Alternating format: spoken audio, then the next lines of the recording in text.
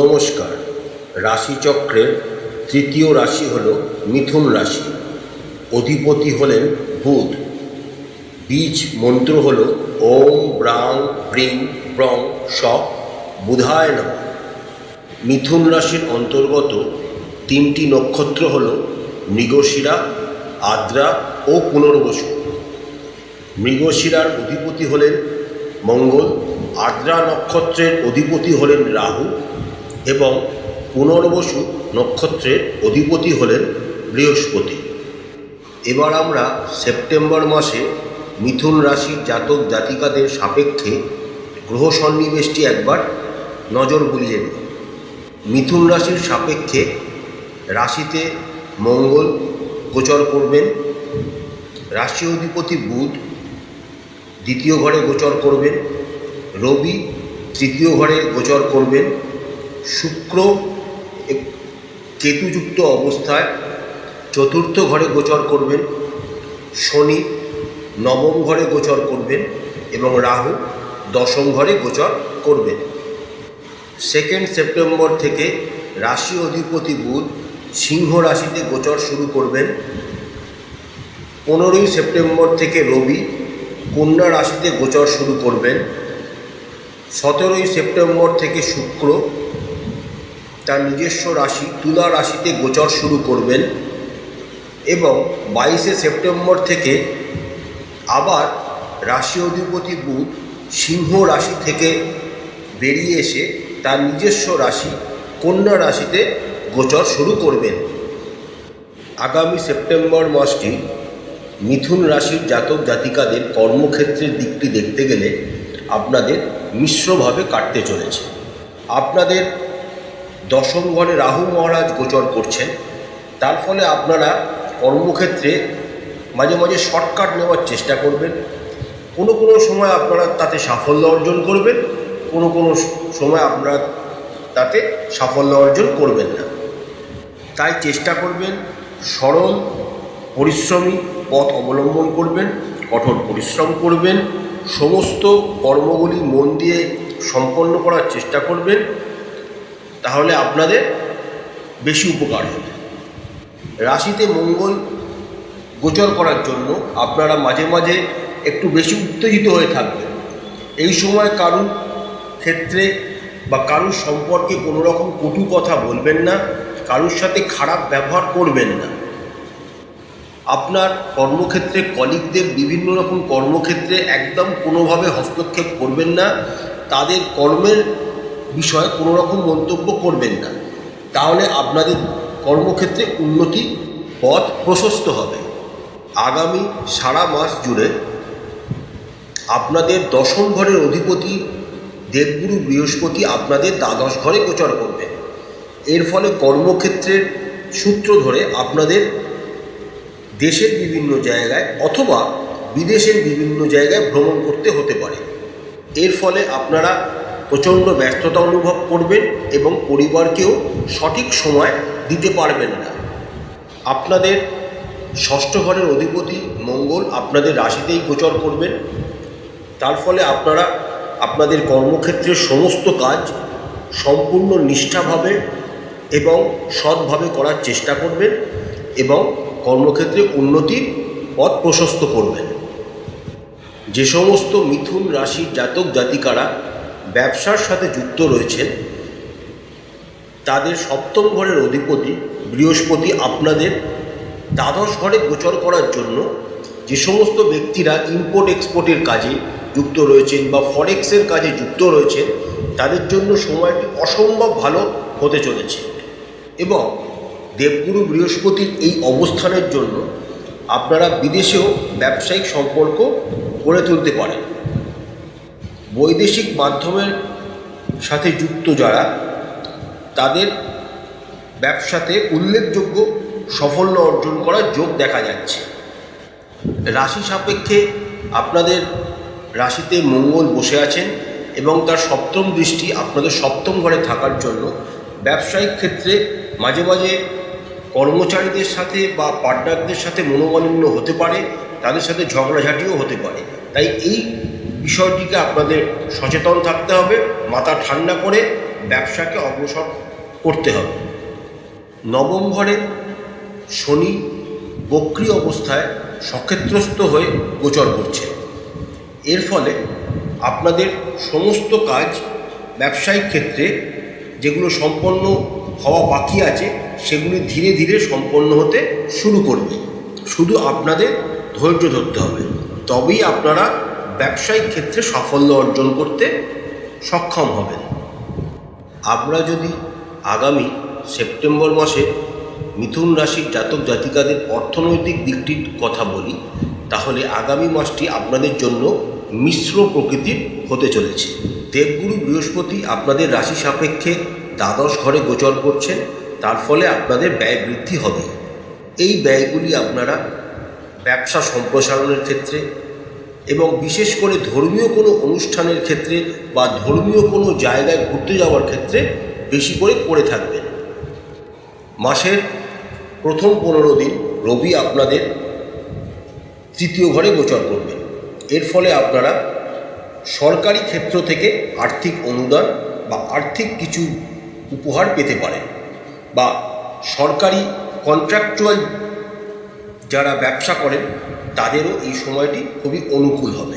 সেখান থেকে আপনারা ভালো আর্থিক লাভ করতে পারবেন।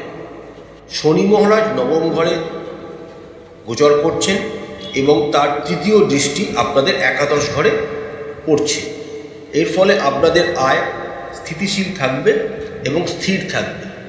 আপনারা আপনাদের আয় ভাগ্যটাকে স্টেবলভাবে এগিয়ে নিয়ে যেতে সফল হবেন। আগামী সেপ্টেম্বর মাসে আপনাদের রাশি অধিপতি বুধ মাসের প্রথম 2 দিন আপনাদের দ্বিতীয় ঘরে, তারপরে কিছুদিন আপনাদের তৃতীয় ঘরে এবং মাসের শেষ ভাগটা আপনাদের চতুর্থ ঘরে গোচর করবে। এর ফলে আপনারা বিভিন্ন বিষয় থেকে উপার্জন করতে সফল হবেন।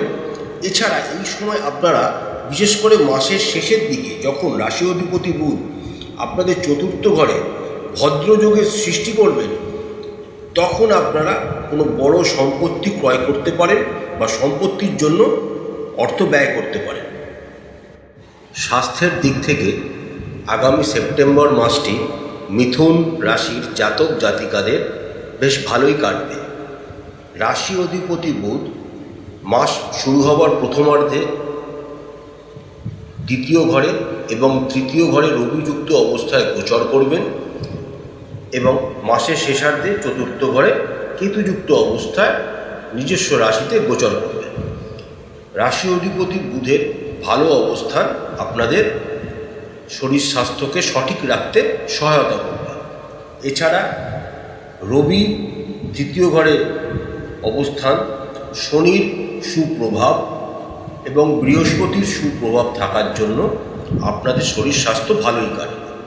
মাসের শেষার্ধে যখন বুধ আপনাদের চতুর্থ ঘরে কেতুযুক্ত হয়ে যাবে এবং মঙ্গলের চতুর্থ দৃষ্টি আপনাদের রাশি অধিপতি বুধের ওপর এবং কেতুর ওপর পড়বে, তখন আপনাদের শরীরের পেট সংক্রান্ত এবং ত্বক সংক্রান্ত সমস্যা আপনাদেরকে জর্জরিত করতে পারে। তাই মাসের এই সময়টা আপনাদের একটু সচেতনতা অবলম্বন করতে হবে।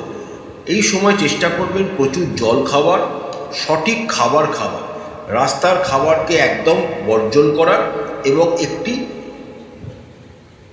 সুন্দর স্বাস্থ্যবান খাদ্য তালিকা নিজের মতো প্রস্তুত করে নেবেন এবং সেটা রুটিন মাফিক ফলো করবেন। তাহলেই আপনার শরীর স্বাস্থ্য সব ঠিক থাকবে। যে সমস্ত মিথুন রাশির জাতক জাতিকারা প্রেমের সম্পর্কে আছেন তাদের আগামী মাসটি বেশ ভালোই কাটতে চলেছে।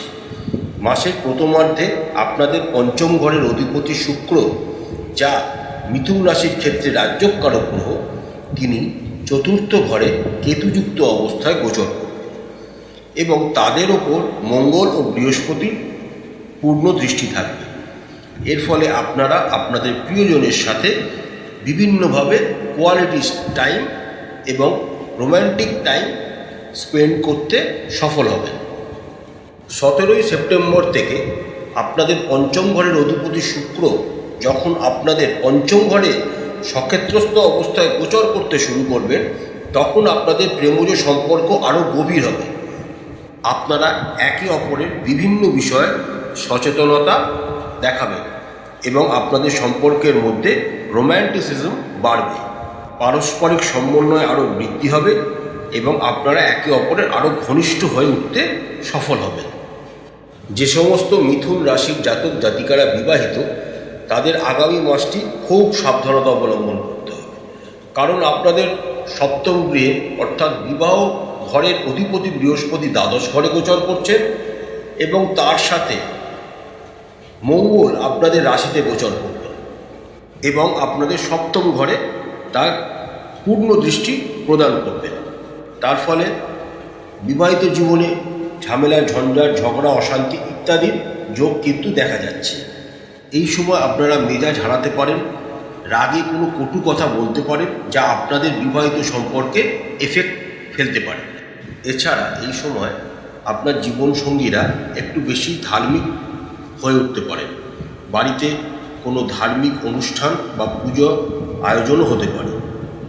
আপনাদের উচিত হবে একত্রে পারিবারিকভাবে এই সমস্ত ধর্মীয় অনুষ্ঠানে যোগদান করা এবং এই অনুষ্ঠানগুলো ভালোভাবে সম্পন্ন করা। এতে আপনাদের বৈবাহিক সম্পর্কের বন্ধন আরও দৃঢ় হবে। আগামী মাসে আপনাদের মনে রাখতে হবে, একদম মাথা গরম করবেন না, কটু কথা বলবেন না।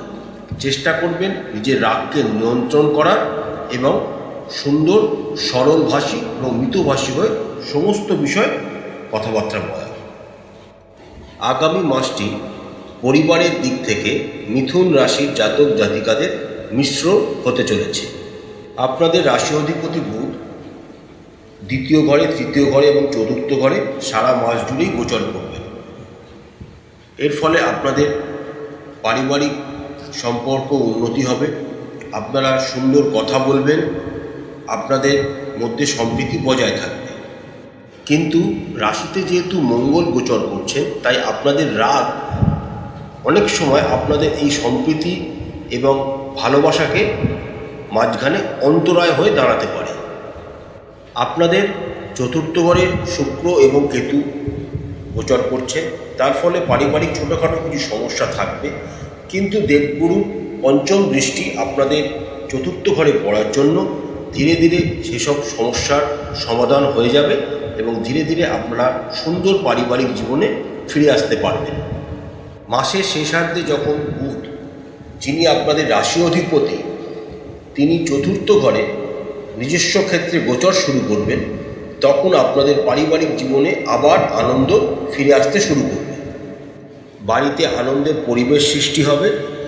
এই সময় বাড়িতে কোনো অনুষ্ঠানেরও আয়োজন করা হতে পারে এবং অনেক অতিথির আগমন আপনাদের পরিবারকে আলোকিত করতে পারে এবং আপনারা সবাই খুশিতে থাকবেন। প্রতিকারস্বরূপ মিথুন রাশির জাতক জাতিকারা রাশি অধিপতি বুধের বীজ মন্ত্র 108 বার করে জপ করবেন।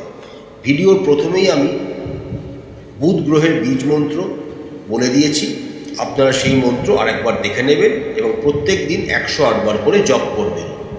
প্রত্যেক শুক্রবার দিন মহালক্ষ্মীর যে কোনো একটি মন্ত্র আপনারা 108 বার করে জপ করবেন। শনিদেবকে তুষ্ট রাখার জন্য আপনারা অশ্বত্থ গাছের নিচে সর্ষের তেলের প্রদীপ জ্বালাবেন, তবে সেটা গাছ থেকে দূরে রাখবেন এবং যদি সম্ভব হয় প্রত্যেক দিন হনুমান চালিসা একটি নির্দিষ্ট সময় পড়বেন। দেখবেন সময় যেন এদিক ওদিক না হয়। আশা করছি বন্ধুরা, আগামী সেপ্টেম্বর মাসটি প্রত্যেক মিথুন রাশির জাতক জাতিকাদের খুব ভালো কাটবে। মা তারা আপনাদের সবাইকার মঙ্গল করবেন, আপনাদের সমস্ত ইচ্ছা পূরণ করবেন। আমাদের চ্যানেলটি ভালো লাগলে লাইক করবেন, শেয়ার করবেন, সাবস্ক্রাইব করবেন। নমস্কার।